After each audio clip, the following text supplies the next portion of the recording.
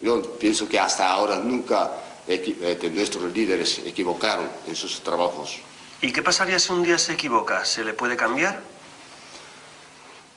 De eso no sé cómo yo puedo decirlo, no sé. Primera regla que hay que memorizar al entrar en la secreta Corea del Norte. El líder nunca se equivoca.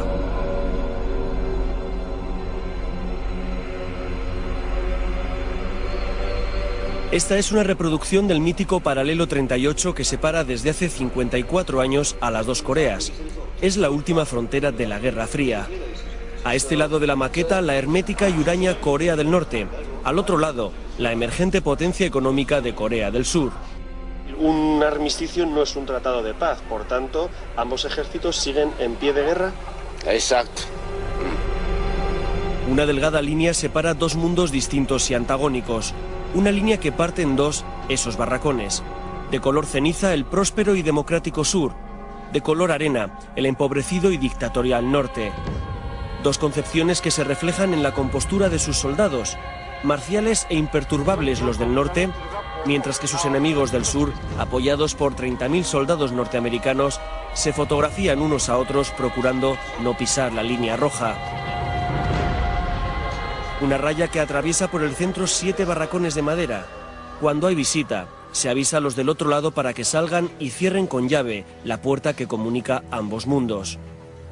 Este es el pequeño show en el que ya se ha convertido este lugar que se supone que es el más militarizado del mundo. Soldados que hacen guardia enfrente de una línea blanca, soldados supuestamente enemigos que se hacen fotos a su vez sin pasar esa línea, todo bajo los focos de los pocos turistas que han logrado entrar aquí para ver esta zona que se supone que es la más nuclearizada y la más militarizada del mundo. Una palmada advierte de que alguien ha pisado la raya o ha puesto el pie en el otro lado. Dicen que los soldados del norte hacen guardia mirando a su propio territorio para evitar fugas o deserciones de ese mal llamado paraíso social. Esta es la historia de un viaje al país de la desmesura y el surrealismo. Una aventura en el túnel del tiempo para retroceder a los esquemas de la Guerra Fría. En Corea del Norte la vida está desenfocada, tamizada por una lente borrosa donde las conciencias han sido sustituidas por consignas y las opiniones por dogmas.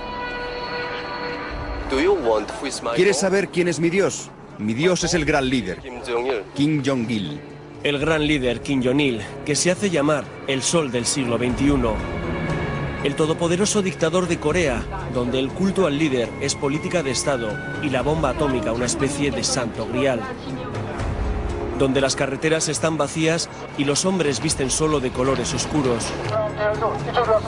Donde las masas son movilizadas a diario para mantenerlas alerta ante enemigos imaginarios y se impide cualquier filtración de información del exterior. Un inmenso gulag de inspiración estalinista donde todo el mundo es supuestamente igual, aunque las élites del partido se muevan en Mercedes y el resto del pueblo lo haga en bicicleta. Un lugar donde todavía hay campos de concentración para disidentes políticos y los periodistas se tienen que camuflar de turistas para entrar. Para empezar, yo que soy periodista, he tenido que decir que soy un artista freelance. Tú también has dicho que eres un profesor de historia, que tenemos que hacer muchas preguntas que suelen ser casi siempre acogidas con mucho recelo, mucha sospecha por parte de nuestros guías. Guía es la palabra amable para llamar a los agentes del gobierno que se encargan de vigilar a nuestro grupo. Yes. Hello, Mr. Lee. 안녕하세요. Se llaman guías, pero en realidad son censores, vigilantes, informadores con capacidad para expulsar del país al turista díscolo o demasiado preguntón. Por ejemplo, Mr. John, don't risk. Y todo por enfocar a 3 hombres empujando un camión averiado. Las directrices de todos estos vigilantes las da el señor Pak Kwan, al que todos llaman Pak Ton-chi, camarada Pak. Relevante miembro del aparato del partido, es secretario general en el organigrama del gobierno y habla español. Es que, mira, nosotros sí estamos orgullosos de tener esta fuerza de defensa con las armas nucleares. Orgulloso de tener la bomba atómica. Su edad, su puesto y unos cuantos años en Cuba le han dado una visión política un poco menos rigorista que la que tienen sus hombres, auténticos mastines de la ortodoxia comunista. Él se permite algunos comentarios en privado que nunca reconocerá en público y tiene cierto olfato para detectar periodistas o espías entre los restringidos grupos de turistas que él tutela. Hay también algunos agentes que pueden ser espía, enviado o comprado por alguien, por CIA de Estados Unidos. El viaje está organizado por la Asociación de Amistad con Corea, una organización de proselitismo del régimen de Pyongyang, financiada por el gobierno del dictador. Su presidente, entregado a la causa norcoreana, es un joven español de Reus, Alejandro Cao. Se presenta como embajador honorífico del país en Europa y actúa a veces con más contundencia que los propios guías, cuando nuestras preguntas son poco sutiles o demasiado directas. Alejandro, ¿te consideras tú también un soldado? Claro, de hecho me llaman Changunim Chonsa, soldado del general Kim Jong-il, aquí en Corea. Me conocen así. Corea del Norte solo tiene 2 vuelos semanales con Pekín y otros 2 con Rusia. Sus aviones son viejos modelos soviéticos y el pasaje casi siempre diplomáticos, cooperantes de ONGs y algunos privilegiados turistas como nosotros, entre los que, como veremos, hay muchos periodistas encubiertos de todo el mundo. La portada del único periódico local en inglés advierte que entramos en el reino del que llaman el padre de la Corea socialista, Kim Il-sung, el fallecido dictador, al que sucedió su hijo Kim Jong-il. Todos los móviles son requisados en la aduana y los ordenadores con conexión satélite confiscados. Comienza el aislamiento en el país más impenetrable y desconfiado del mundo. Lo primero que se hace es realizar una ofrenda floral a la estatua del gran líder Kim Il-sung, que se considera el padre del país, el padre de todos los coreanos. Cuando Kim Il-sung murió en 1994, fue nombrado presidente eterno de Corea. Él mantuvo el rumbo comunista del país pese al colapso de la Unión Soviética. Todo el mundo le venera, dicen los guías, porque si no, dicen los disidentes, se puede acabar en un campo de reeducación. Hay una foto suya en cada casa. Hay 35.000 estatuas suyas en todo el país. Hay miles de sellos con su cara que no se pueden usar por no pasar la lengua en su reverso y billetes con su efigie que nunca deben de ser doblados en las carteras. No se puede pasar por delante de una estatua sin reverenciarla o darle la espalda a un dibujo. En este lugar, en este sitio donde esta señora no me deja estar, porque dice que estoy de espaldas al líder. En un culto a la personalidad que raya en lo paranoico. Uri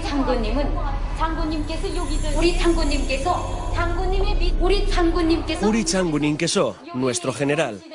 Repetido hasta la extenuación o el aburrimiento.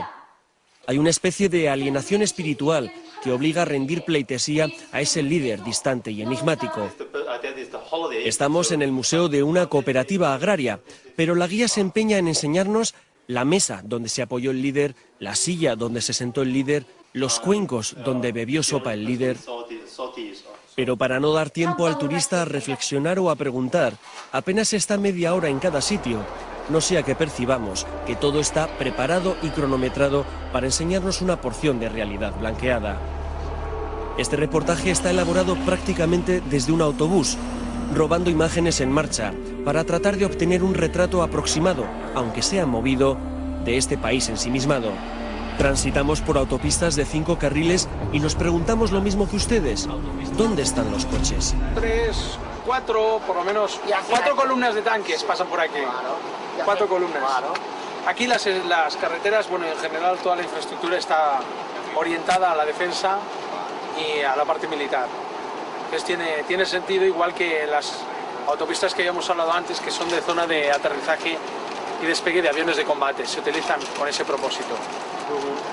Sí, pero es que aquí no hay coche ninguno tampoco, ¿eh? Solo determinados vehículos usan regularmente esta autopista, entonces el resto, todos los vehículos, transportes, mercancías, van por carreteras secundarias.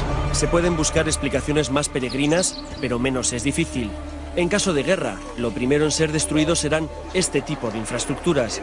Sin embargo, Alejandro y el resto de guías se empeñan en esconder algo tan sencillo como que la ausencia de vehículos se debe a que en este país no hay propiedad privada y que el embargo internacional provoca la carestía del combustible. Por esos 2 motivos, pero sobre todo por el de no colapsar las carreteras y no polucionar y ahorrar energía, son los motivos por los cuales no hay vehículos privados. Se apela al medio ambiente, pero se levantan fábricas en medio de la ciudad.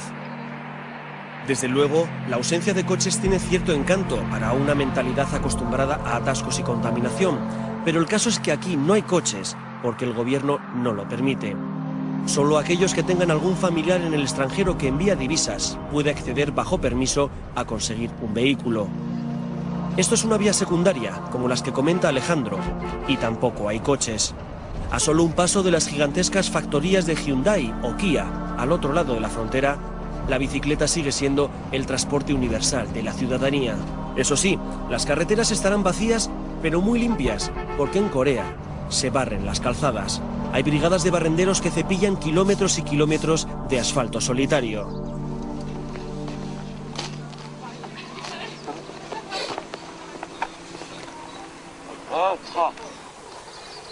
Pues en lo que he tardado en bajar del autobús, a este señor le han dicho que se aleje para que no le podamos sacar mientras está barriendo en solitario una carretera por la que no pasa ni un solo coche. El guía asegura que se va por timidez, pero el desconcierto en su rostro indica otra cosa. ¿Es otro de esos músculos inútiles, desperdiciado en labores absurdas, o es un represaliado político que se va para no complicar más su condena? Para que nuestro grupo de turistas tenga el menor contacto posible con la población civil, se nos aloja en un hotel de las afueras, muy lejos del centro, solos y aislados. Los cortes de energía solo dan agua caliente 2 veces al día. En la televisión, a todas horas, una alienante programación patriótica. Las órdenes recibidas, nada más llegar, son expeditivas.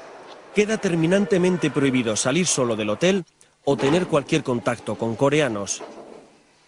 Y no es una broma. Paul Borrow, un londinense de 24 años, fue amonestado públicamente y amenazado con la expulsión del país por dar una vuelta alrededor de un hotel donde el grupo acababa de cenar. ¿Qué fue lo que hizo?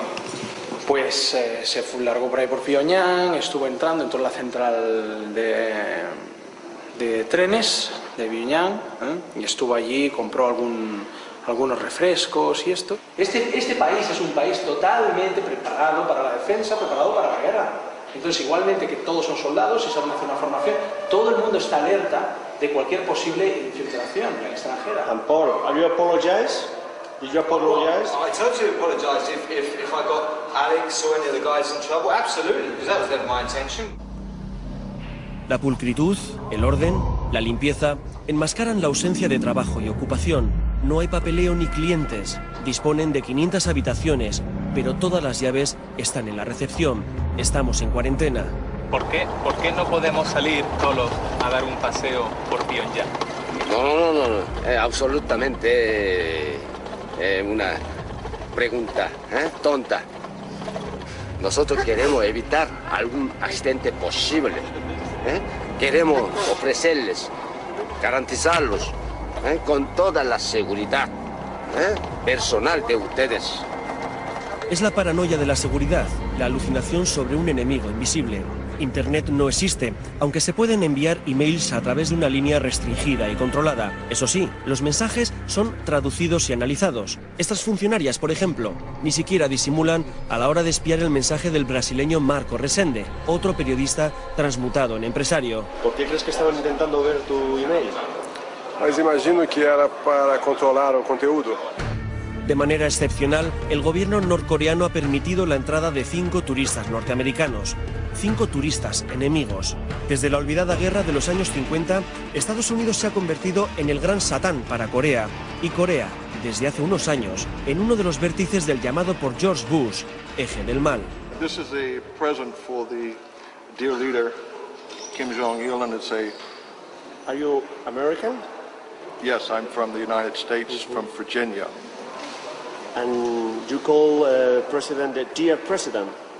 The dear leader. The dear leader. Kim Jong-il, yes. Puede que el señor Borden aprecie mucho al querido líder, pero Kim Jong-il ha decidido que los norteamericanos solo pueden estar 3 días en Corea. Eso sí, al mismo precio que pagamos el resto por semana y media. El regalo de George Borden acabará en este faraónico museo, donde están los más de 200.000 presentes recibidos por el dictador padre y el dictador hijo en 50 años. El lustre de los pomos de bronce se mantiene con paños esterilizados y nuestros pies deben cubrirse con unos zapatos de tela para preservar esa fantasía blanca de lo eterno. La iluminación sugiere la entrada al Olimpo, donde recibe, como siempre, el difunto padre de todos los coreanos. Es un pequeño Versalles lleno de pasillos inquietantes. Son casi 300 salas que se van iluminando de manera fantasmagórica. Hay una vitrina reservada a España con el Quijote y el barco de madera, regalados por Santiago Carrillo, y otros presentes enviados por el Partido Comunista en los años 70. El Museo de los Regalos de los Presidentes Kim Il-sung y Kim Jong-il está horadado en una montaña situada en uno de los lugares más imponentes y más inaccesibles de Corea. Cualquiera podría pensar que se ha buscado un lugar paradisíaco para situar este museo, pero aquí insisten en que se ha horadado toda una montaña para preservar estos regalos de un posible bombardeo de Estados Unidos. Aquí hay regalos del pasado esplendor soviético y recuerdos de casi todos los antiguos amigos de los líderes, desde un tren blindado regalado por Stalin a espadas de Gaddafi, pasando por todo tipo de presentes de Ceausescu, Tito, Fidel Castro o Mao Zedong. Una apoteosis kitsch y un interesante lugar para preguntarse qué sitio ha reservado la historia para todos ellos. Porque si de algo saben en este país, como en cualquier dictadura que se precie, es de falsear la historia para reinventar el pasado. Aquí hay un arma de guerra utilizada por los antiguos coreanos, que se parece mucho a un misil. En este museo de la ciudad de Kaesong se pretende hacer creer, con unos burdos dibujos, que los coreanos inventaron los misiles hace cientos de años, y de ahí les viene la tradición nuclear. El primer misil de la historia, repiten las guías con un gesto aburrido.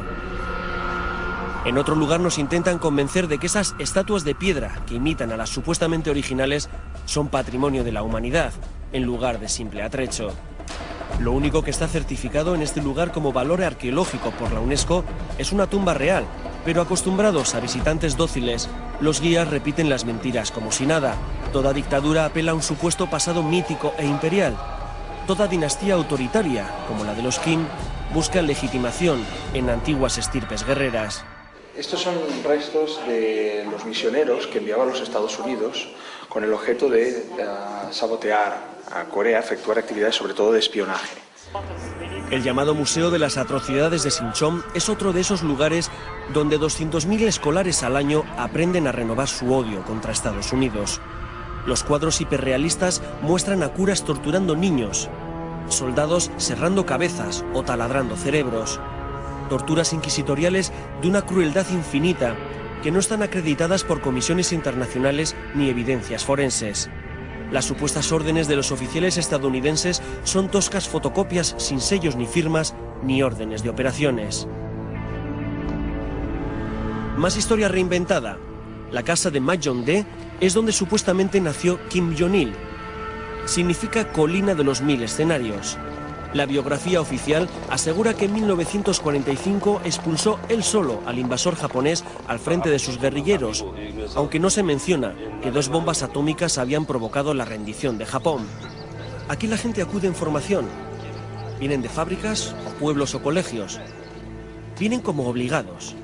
No hay satisfacción en sus rostros, sino languidez. Son como androides en procesión. Acuden con la misma marcialidad que los pelotones militares. Al ejército se le supone más de 1 millón de soldados y 3 millones de reservistas de la Guardia Campesina. Hay uniformes por todos los lados. Es como si se estuviera, y de hecho se está, en un estado de excepción permanente, en una constante búsqueda del enemigo. Tomorrow morning, 7 o'clock, yes. You came with me in the same trip, but you have to move tomorrow morning. Why? I'm an American citizen. No other reason. If I was Canadian or Australian, I'd be staying the whole 11 days, but instead I get 4. So you're supposed to be an enemy for them. Supposed to be, huh? ¿Por qué te han dado solo una visa para 3 días? Porque soy ciudadano americano y que todavía la falta de una relación directa y amigable entre los Estados Unidos y la República Popular Coreana impide que me quedo por un itinerario completo. Los 5 turistas norteamericanos que atravesaron la frontera con nosotros fueron invitados a dejar el país 3 días después. La difícil relación de ambos países y el recelo a que alguno de ellos fuera un espía de la CIA fue suficiente para invitarles a irse. Unfortunately, in the case of our US friends, tomorrow they have to depart. So you have to return to your country, and we really feel very sad because we really like to be with you during all the itinerary. Pero claro, los guías no podían arriesgarse a permitir la entrada de 5 yanquis en el gran acontecimiento del día siguiente.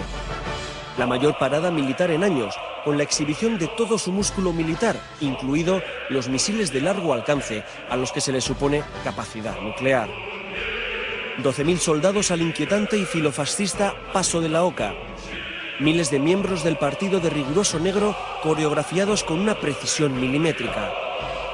Una movilización de masas que recuerda cierta iconografía nazi. Canciones épicas. Letras que dicen al líder: si tú no existes, nosotros tampoco existimos. Y nosotros, los turistas periodistas, reteniendo todas esas imágenes en la memoria porque nos impidieron pasar la cámara. Memorizando las lágrimas entre los asistentes, las muestras de histeria colectiva, los gritos de júbilo al líder porque en la tribuna solo estaban los incondicionables del régimen. Y el visitante que ve pasar esos misiles al lado, que ve cómo la gente puede acercarse a tocarlos en el parking, a bromear, haciendo como que aprietan el botón de la lanzadera. El visitante que imagina los millones de euros que puede costar cada misil para un país tan miserable, cuando se recupera de la impresión de estar rodeado de lunáticos, pregunta a uno de los responsables de nuestra vigilancia por la bomba nuclear. No tenemos armas nucleares para amenazar a otros países, no. Es solo para autodefensa. Tenemos armas nucleares para defender nuestro país de provocaciones y nuevas guerras del imperialismo norteamericano. Lee es uno de los discípulos aventajados del señor Pak. Ambicioso y fanfarrón, sus opiniones son las más dogmáticas y militantes. No se desvía ni un milímetro de la doctrina oficial. Busca espías por todos los lados para ascender en el aparato del partido y revisa continuamente nuestras guías o apuntes para descubrir algo incriminatorio, algo de propaganda imperialista. Yeah, but why don't you want to see any American movie? I hate American US imperialists, so I hate American movies because Lee es un producto perfecto del adoctrinamiento temprano de los jóvenes en el odio a todo lo que huela norteamericano. Durante su época de universitario participó en las famosas marchas de antorchas, otra turbadora movilización de masas. 200.000 personas purificadas por el fuego y sublimadas en el culto a un líder que se siente a gusto en su papel de semidios. Los regímenes autoritarios necesitan estas demostraciones de asistencia obligada para retroalimentar su sueño de apoyo popular. Es como una gran maniobra de autosugestión, de que el pueblo está con el líder, de que todos esos hombres y mujeres que desfilan sin sonreír son parte del sistema. Kim Jong-il visita, Kim Jong-il proporciona, Kim Jong-il inspecciona.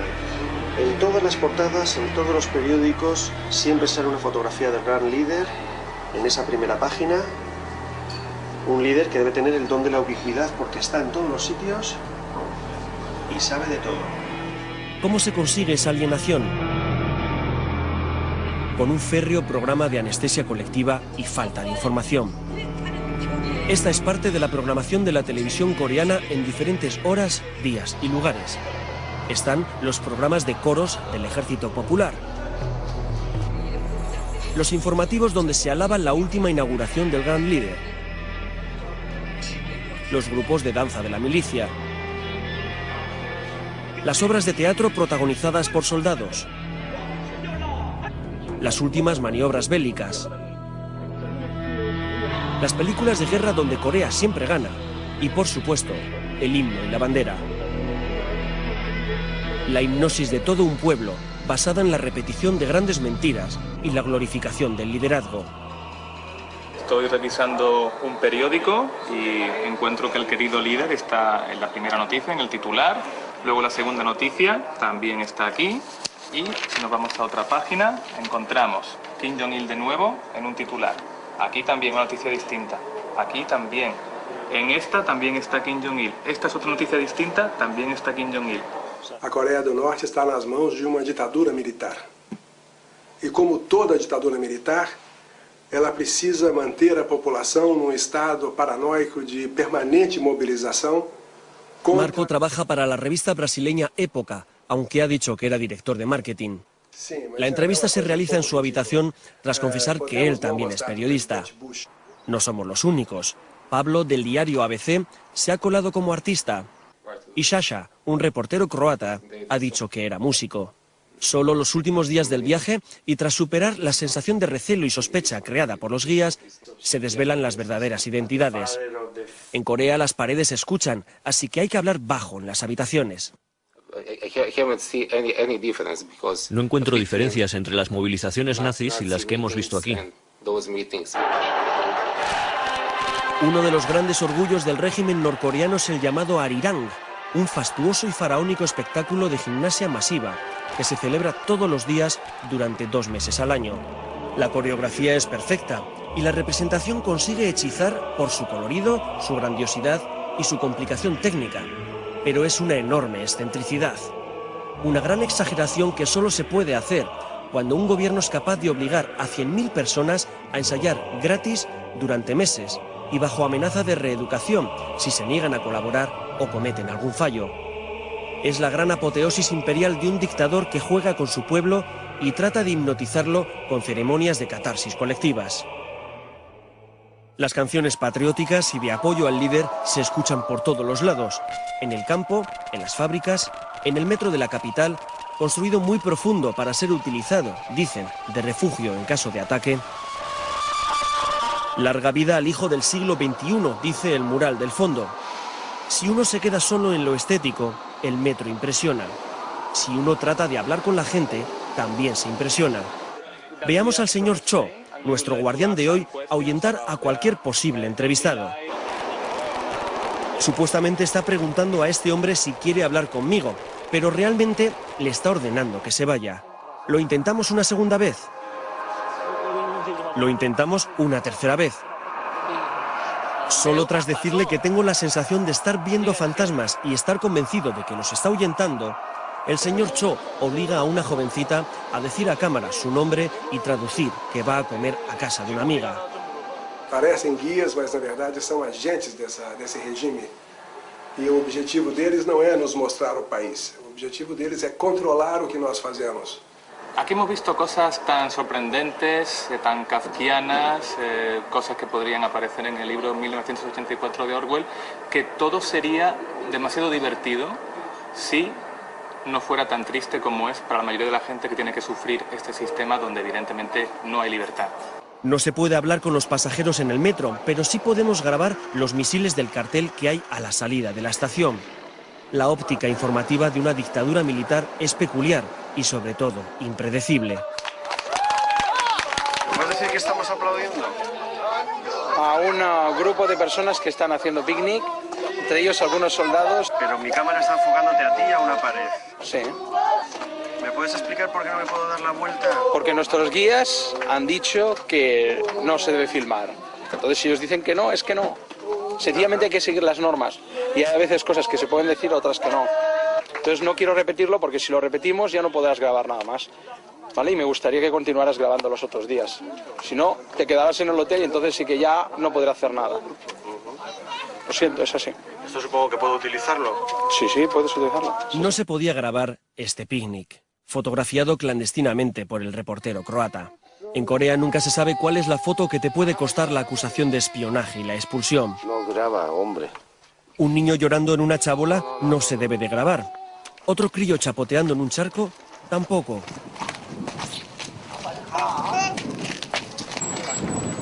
Esta otra imagen refleja una postal de tarde en un parque de la ciudad de Sinchon. El zapato es del guía que se interpone para no sacar un carro tirado por bueyes. Otra discusión absurda sobre la importancia estratégica de un carromato. Cuando una persona hace fotos, etcétera, este tipo de planos, porque creen que lo pueden utilizar como propaganda partidista totalmente. ¿El buey y el carro estaba en este parque o no? Claro que sí, claro que sí. Pero ¿por qué el 90% de personas que vienen aquí solo sacan el buey y el carro y no sacan el resto? Ese es el problema que tenemos.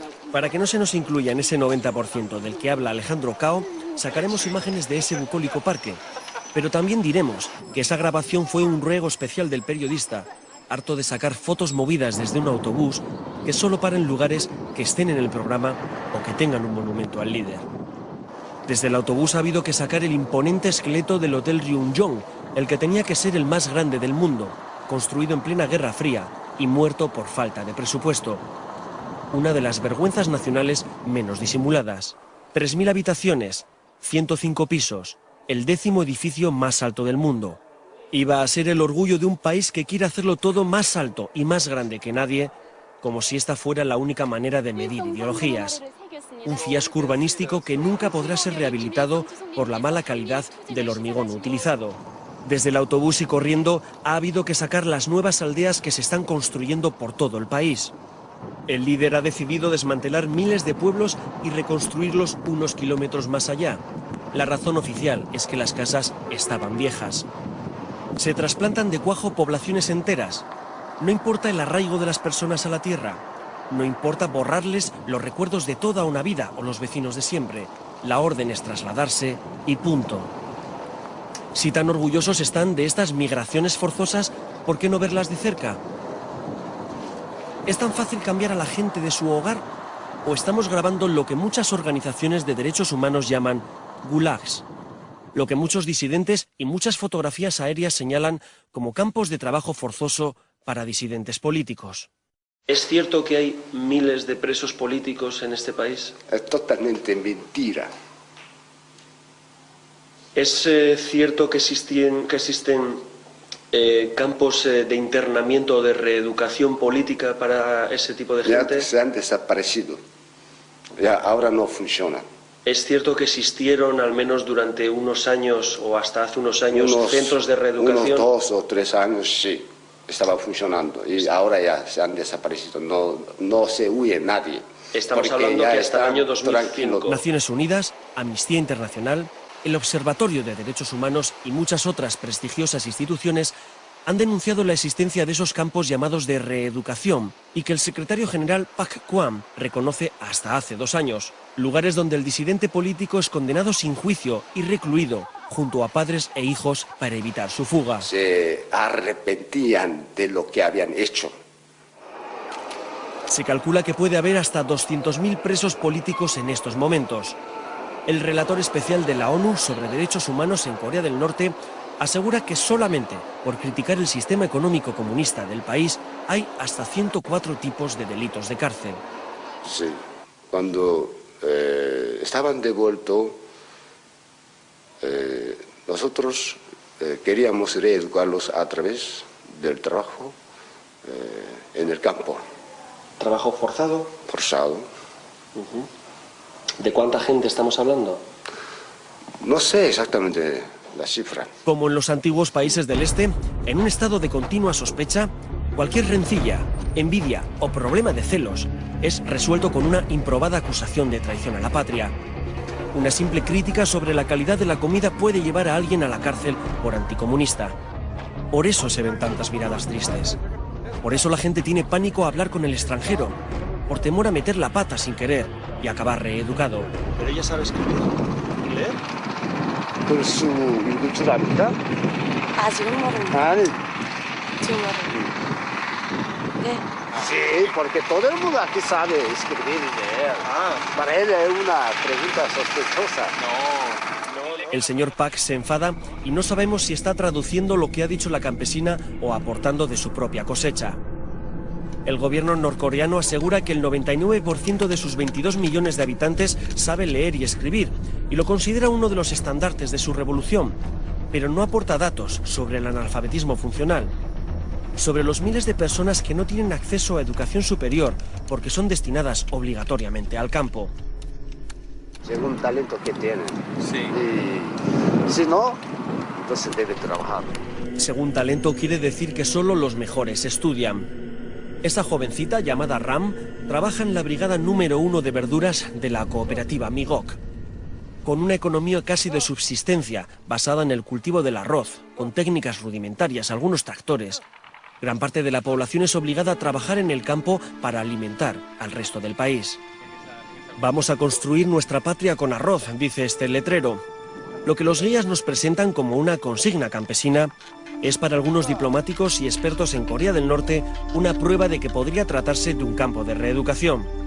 Nunca sabremos si hemos hablado con una campesina o con una represaliada política condenada a trabajos forzados, porque en Corea nunca nada es como parece.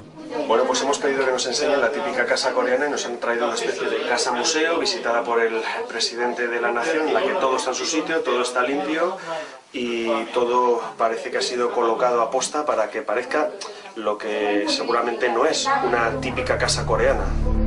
Queríamos ver una casa campesina al azar, pero en Corea el azar no existe. La casa ya estaba preparada, aunque todo ha parecido improvisado. Se trata de una familia modélica, fotografiada, qué casualidad, con el líder. Con una cocina inmaculada, unos pequeños cultivos en el jardín, la guerrera del dueño con las medallas conseguidas. Una familia ejemplar, porque en Corea se divide a la población en 3 clases: los centrales, como los de esta casa, los oscilantes y los incorregibles. Una especie de inventario social o de clase, cada uno con sus propios derechos, obligaciones, privilegios o castigos. ¿Es cierto que existen campos de internamiento para deficientes mentales o deficientes físicos? No, de eso no solo trabajos en el campo, solo lo que hacen los campesinos de hoy. ¿Pero hay cooperativas que se montan exclusivamente para gente con deficiencias físicas? No, solo como en las granjas de cooperativas normales, solo ellos estaban como aparte de los campesinos de la misma granja. Este señor que porta unas muletas es lo más parecido que hemos visto a una minusvalía física. Tampoco hemos visto ningún deficiente mental, porque como reconoce el señor Park, la espartana Corea del Norte encierra a sus disminuidos en granjas y cooperativas donde se dedican a trabajar a destajo como mano de obra defectuosa. El dictador Kim Jong-il trata a su pueblo como si fueran figuritas folclóricas de escayola. Su país es como un enorme juguete de hombres y mujeres sometidos a su voluntad. Cada uno tiene su puesto y su función, y si se rompe, se repone. El gobierno ha reconocido que hubo más de 300.000 muertos durante la gran hambruna de hace 5 años. El líder le puso nombre a esa época terrible, la Marcha Penosa. Algunas ONGs elevan la cifra a casi 2 millones de muertos por hambre. Entonces, quedan secuelas.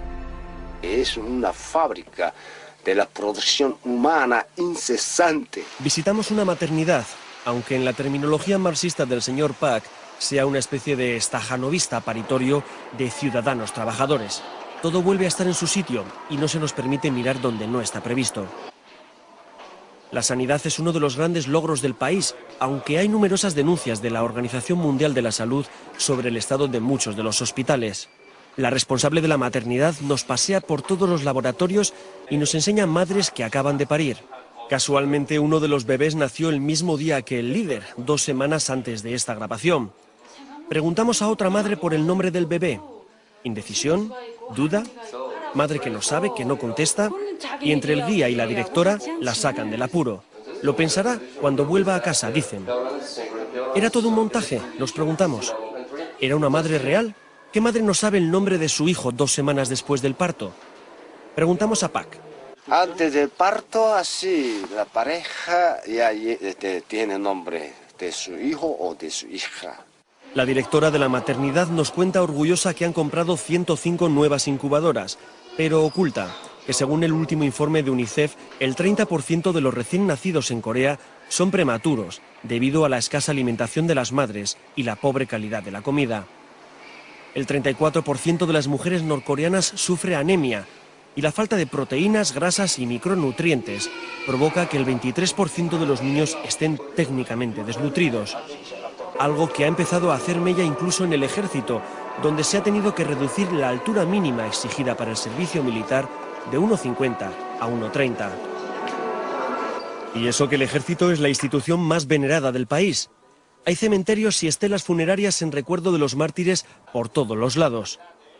La disciplina castrense impregna cualquier acontecimiento social, porque aquí hasta el ocio también está controlado y programado.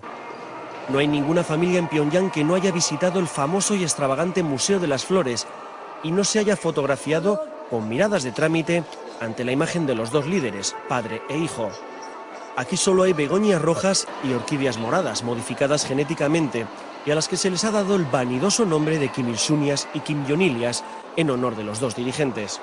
Entre los centros de flores dedicados a los líderes se pueden ver incongruencias visuales como estas pistolas sobre pétalos rojos o reproducciones de misiles entre ramos de orquídeas.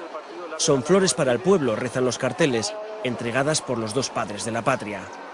El gran líder ha escrito centenares de libros como este, ha diseñado la ciudad entera, ha pensado en sus plazas, en sus monumentos, ha inventado nuevos sistemas hidráulicos, software para ordenador, ha logrado la bomba atómica y todo lo ha hecho él.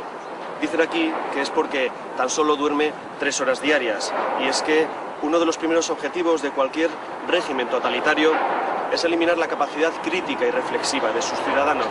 La Torre Juche pasa por ser, como no, el monolito más alto del mundo.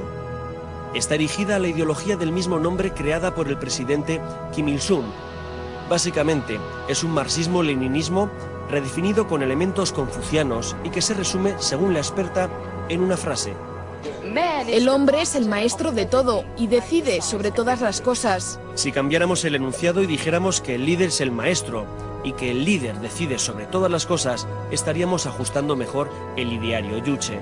Una teoría mantenida en base al absoluto desconocimiento de otras realidades sociales que pudieran contaminar este paraíso social. Por eso, hasta la especialista hace preguntas tan sorprendentes como esta. En tu país, por ejemplo, ¿todo el mundo tiene derecho al voto o puede presentarse a las elecciones? El aislamiento es imprescindible para mantener una gran mentira. Por eso se reescriben las biografías oficiales de los líderes, para dotarlos de un pasado heroico y cierta pátina intelectual. Por eso se levanta un colosal parlamento para 700 diputados que, sin embargo, solo se reúne una vez al año. Por eso los diccionarios enseñan a decir buenos días en coreano o deseo una larga vida al camarada presidente. Y por eso se le adjudican al líder poderes sobrenaturales o se inventan estadísticas. ¿Qué estás leyendo, Valentín?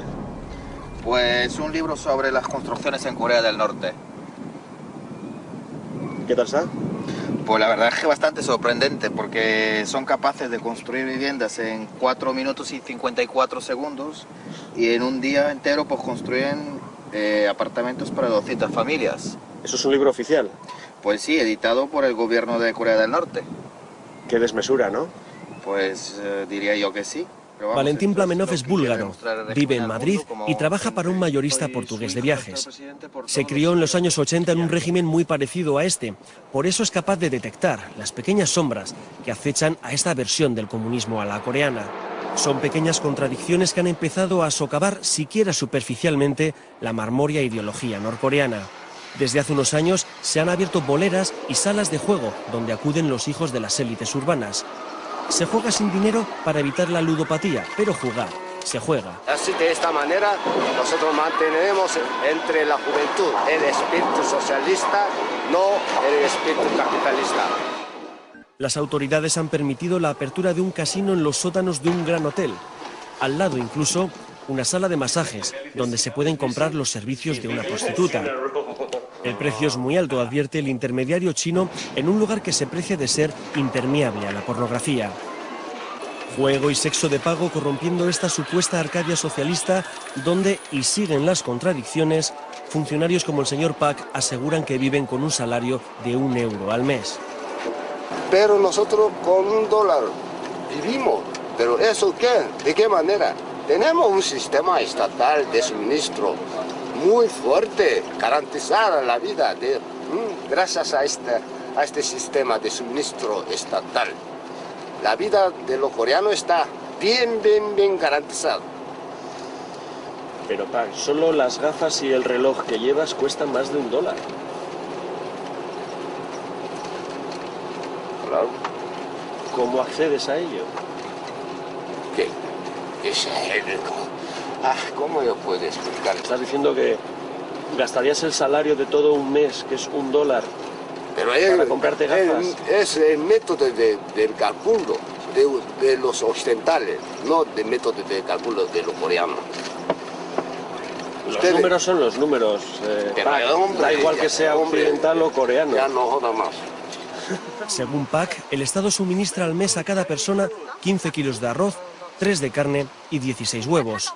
Todo lo que no sea eso debe de ser comprado, por lo que está floreciendo un mercado negro de primera necesidad que los dirigentes no niegan, pero que llaman mercado secundario.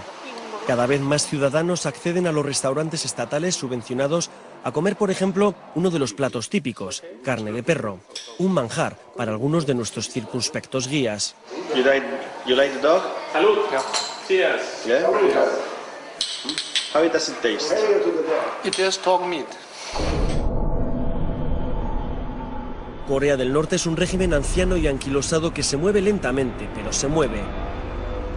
La aportación coreana a la hoz y el martillo comunista es un pincel que simboliza la presencia de los intelectuales en la revolución. Otra mentira de Estado. En Corea no hay pensadores, sino propagandistas del caudillo. No hay poetas o escritores, sino trovadores del régimen. El intelectual es crítico por naturaleza, el artista es indisciplinado. En realidad, ambos han sido carne de disidencia durante muchos años. La ideologización comienza en los colegios, en los institutos, en esos vestíbulos donde hay que saludar al líder cada vez que se pasa por delante, en esos pasillos escolares llenos de murales con fusiles y misiles, como si fuera de lo más normal, en esos dibujos de prisioneros norteamericanos, aunque en las clases de interpretación se utilice tecnología made in USA. En el Palacio de los Niños, un imponente edificio donde se enseñan diferentes disciplinas a los críos más talentosos, el plan de estudios combina arte e ideología. Aquí se construyen mentalidades patrióticas a través de los sentidos.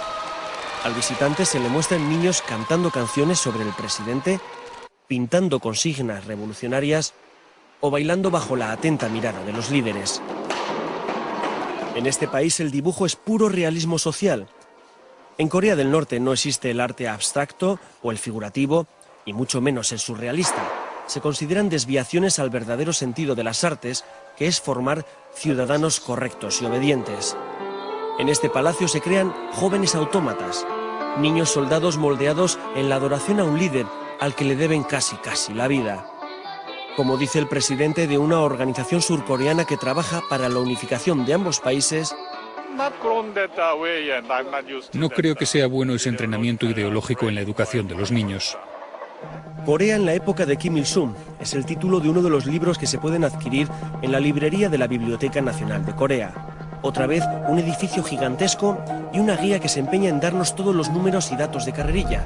Millones y millones de libros, entre los que pedimos a la responsable, por probar, el 1984 de Orwell, la obra maestra sobre los totalitarismos. No, preferimos tener libros útiles, tecnológicos, que ayuden y enseñen a la gente. Los libros que critican sistemas socialistas comunistas, lógicamente, que no son partidarios de la ideología y del sistema que existe en el país, normalmente no son permitidos.